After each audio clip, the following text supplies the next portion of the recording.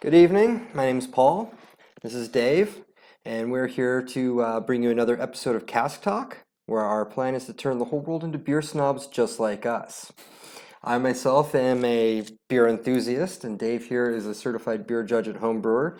And today we are going to be talking about the Dogfish Head 90-minute IPA, Imperial IPA. It's got a really cool label on it. Yeah, I do like the label. I will say I haven't had this beer in a long time, but it made a very good impression on me. I don't know when the last time was you had it. It's been a while. So it's been, I'm not the biggest fan of IPAs, so it's not something that I go and seek out, but it's probably been You might good want 10 to years maybe. do something with that light because you're getting a lot of shine. Dogfish Head, we had to look at this up to get the information, but they're in Delaware. So this comes from the other side of the country, so you should be able to get it pretty much anywhere. Yeah, and it's an Imperial IPA, which higher alcohol, obviously they're trying to signal that by using the words Imperial in it. And So it is a 9%, yeah, 9%. which is pretty strong. Alcohol by volume, 90 IBU, which is fairly high when it comes to the bittering of it. Very hoppy beer. It's good to understand how bittering happens in a beer. When you add hops in at the very, very beginning of a beer, what ends up happening is over time, there's a process called isomerization as you boil it.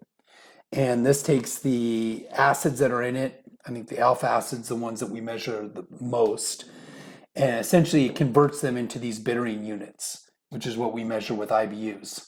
So what they did is they looked at it and they split it out over time. Yeah, the So 90 that minutes is where this comes over the from. 90 minutes, every minute it's dropping a new addition of hops.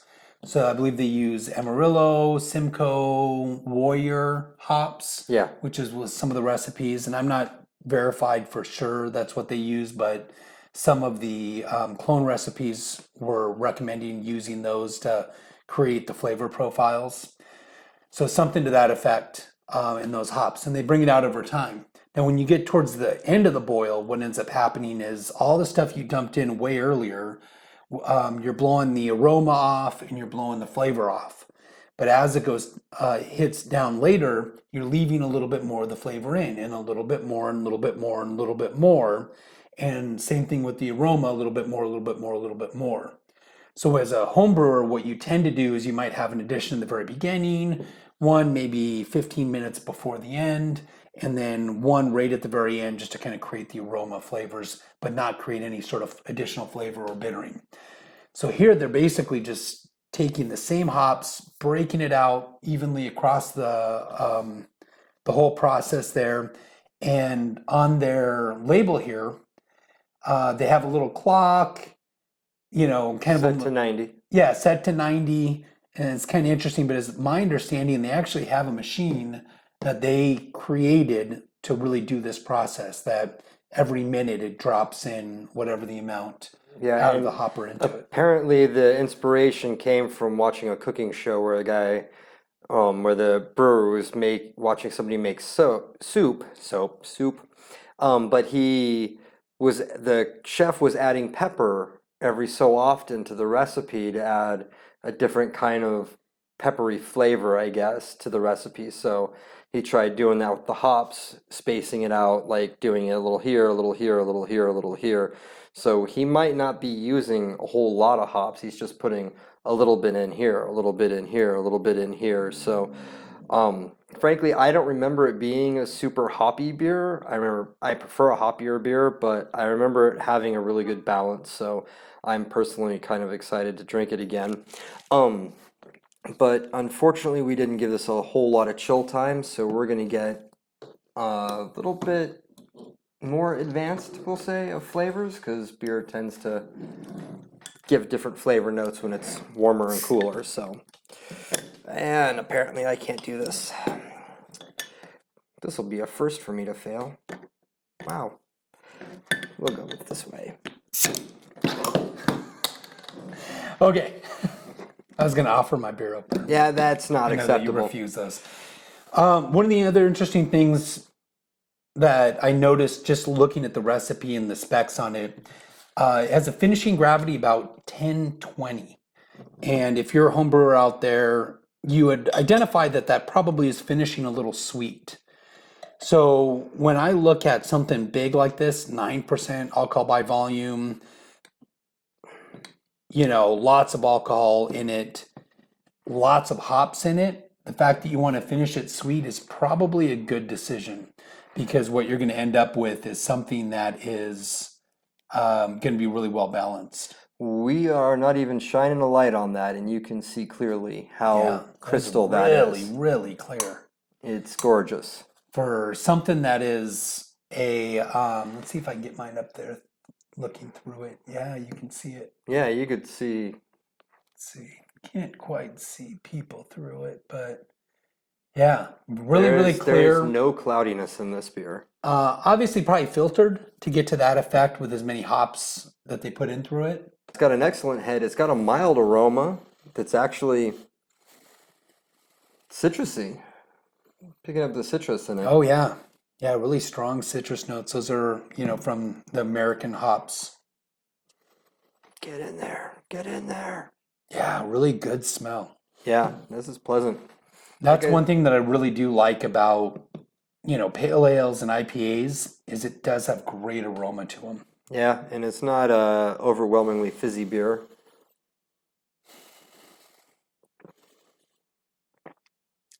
Yeah, that's good.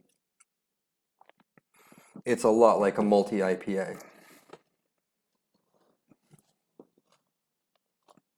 It's got a thick mouthfeel. The aftertaste is nice. A lot of hop flavor to it. Yeah, So, but it's not like screaming at you. It's not No. like the Motorhead IPA where it's just bam, or like the Hop Knot where it just kind of like here I am, there's certainly a bitterness you taste in it, but it becomes really well balanced with the level of sweetness that they left in it. Same thing with that hop flavor. It's not too overwhelming, but everything is really kind of an elevated level. It has a good sweetness that hits you that is a pretty good high level to it. Has a pretty good level of bitterness and a pretty good level of that hop flavor in it. Yeah, it is fairly sweet, actually, to be honest. Great aroma though. That's probably one of the ways I judge the most is based on that aroma. The smell, it smells fantastic for. They do. Yeah, this is definitely one of the better smelling beers in my opinion. It's got that like malty, chocolatey hints going on to it too, in my opinion. Yeah, I think it masks a lot of that alcohol level in it. Probably because of a little of the sweetness and the bittering, because it's so well balanced for what it is. Yeah, it's an excellent product. I mean, you can tell that it's a higher alcohol beer, but it's not hitting you in a, we'll say, alcoholic level where it's really hot or anything Yeah, like you're that. not picking up the warmth so much. Yeah, even especially doing some of those winter warmers. Oh, those. Some of those had more of a warmth to them. You could feel one of those going down the esophagus. We'll put it that way. This one is just as warm from a ABV standpoint, but it doesn't have as hot of a feeling to it. Yeah, and the glass has some really nice lacing to it as well. Yeah, that's one thing I do like about the like. pale ales. They do have great lacing. Lots of proteins that make a really good thick head. A Yeah. little sugary sweetness will create that lacing, kind of hold it to the side of the glass. Clear beer. Do you think I'm they pretty added high on any the sugar to perception on this? this. Well, define that. I mean, the beer Like- itself is sugar. But I mean, like, do you think they added any sugar at some point to it? Because it does taste pretty sweet. Or do you think that's all in the malt? Yeah, so normally what you would do is there's really two ways that you're creating that. When you're going through the process where you're converting the sugars out of the grain, you can do it in a way that's going to leave a little residual sweetness to it. So essentially what you're doing is there's a certain level of carbohydrates that you're not breaking down. So through that process, and that'll leave a little residual sweetness. The other way is you could be choosing a yeast that you just know it's not going to live beyond 9%. So you know that, hey, if I'm starting here and it's going to die at 9%, that means I'm going to be left with this 1020. Yeah. And that 1020 is really a measure of the sugar that's in it, not the sugar it started with. So that's what you're leaving with. So it's a good measure of when you look at a finishing gravity, the higher the number, the more sugar and more sweetness you're going to see out of it. Yeah. No, it's this. I had this at a little hipster dive dump bar on Roosevelt when they were doing the art walk, and I said, "That's a really good beer." Actually, I Is tried the that like one 60 of your favorite first. places? No, I I'm just thinking, haven't you're been saying back dive since. bar. I'm thinking Well, dive bar, yeah, it's but kind of your thing. I put hipster in front of it. Oh, Hipsters, yeah. that's Oh. out. Anyway, so I tried the 60 and I really liked the 60, and then I tried the 90 and I was just kind of like really enjoying the 90. And I haven't had it since, and that honestly had to be 10 or 12 years ago now. And I'm glad that I saw it at the store because I'm happy to revisit it. I'm remembering why it left such a long, strong, good impression on me because it's one of those things like I'd see it somewhere, they'd have offer to sell like a growler of it, but I was like, not right now. Or I'd see it at the store and be like, not right now. Or I'd get done eating and the restaurant would have this on there. And when I get done eating, the last thing I personally want is a beer. I want to give it about 45 minutes before I have beer after I eat. And so I ended up going with a mixed drink, but I'm really happy to have this back here. I'm going to probably be fairly high in the presentation. I'm going to say probably an 8.5. It's Yeah. really clear. It has a great smell to it. I mean, Oh, the phenomenal smell's phenomenal. smell. And not all IPAs do that for me. This is a really good smelling IPA for me. It's got a good thick head on it, good lacing along the side. I think overall, from a presentation standpoint, You're gonna it's go really eight. strong. Yeah, I'm going to put 8.5 on that. I'm I'm gonna probably go 8.75 Okay. because when I look at this, like this is just a good looking glass, Mm-hmm. you know? So, and I don't know of many other beers. I mean, the head's the right color. It's not quite white, but it's got a nice cream hint to it. The color of the beer itself is a beautiful clear copper. So, and like you said, the Yeah, smell is really, phenomenal. really, really pretty. And what do you think of the taste, Dave? So I think from a taste standpoint, I'm probably going to be a little bit on the lower side, mainly because I think that this is just not my flavor profile. Mm, I'm going to say a 7 when it comes to that. And mainly just because I think it's well balanced. So again, that's still fairly high. It's really well balanced. It's got more towards the sweetness side, so I'm going to be a little bit more lenient when it comes to that. and it's not so hop centric. It's not overly bitter. It does have the bittering that you expect out of an IPA. It does have great hop flavor. I think they did a fantastic job creating that profile. If I was going to judge it based on what is this versus an IPA, probably going to be a little bit higher, but from an aspect of what do I think of the taste, You're going with a 7? I'm going to go with the 7. Well, seven's good though, because there's a lot of beers you'd rather not drink if this is in front of you. Yeah. So I'm going to go with an 8.5. I'm a big IPA guy. I really like the malty characteristics. I like the sugar characteristics. It's good. It's pleasant. I'm happy to have it in my mouth. I'm gonna- Insert all your bad jokes there. Da-da-da. I'm going to say when it comes to overall impression, I'm going to go fairly high, a little bit higher. I'm going to say an 8. I think they did a really good job with this beer. If you're an IPA person, like I know that you are, it's a great beer. Well balanced. It has a sweetness to it. It's not overly bitter. I would even say if you're new to IPAs, This would be an excellent one. this would be a great one for you to say, what does this actually taste like? What is all the hype about? This is a great example of it. Yeah. My overall, I'm going to go with an 8.5 as well on that.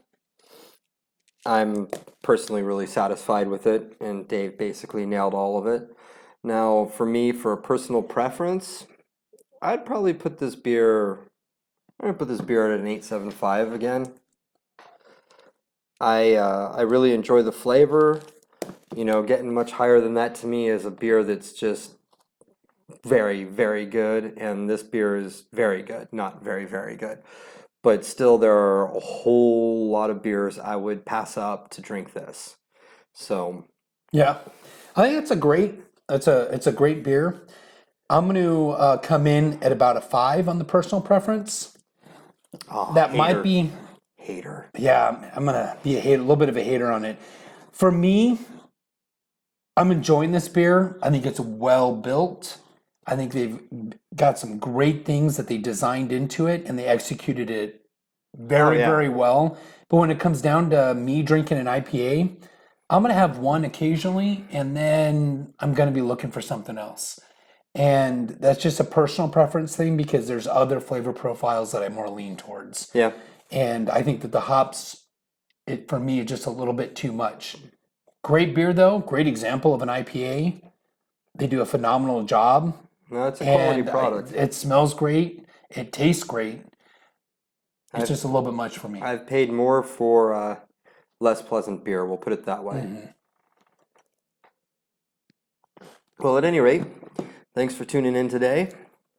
Please feel free to like, subscribe, share, all that happy stuff. Comment. Let us know what you think. Yeah, go out there, try this beer. Tell us what you think of your perception of it based upon our perception of it. This is an easily found beer. You can find it in most liquor stores. Yeah, Most grocery stores will have something like this. Pick it up, give it a try. Let us and know your thoughts. they do have a 60 and a 90. So if you want less hop flavor, then the 60 might be for you, and if you want more, then the 120 would be for you. Yeah.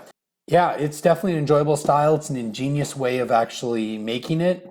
It creates a really balanced beer. Very enjoyable. We'd love to hear your thoughts. Yep. Cheers. Cheers.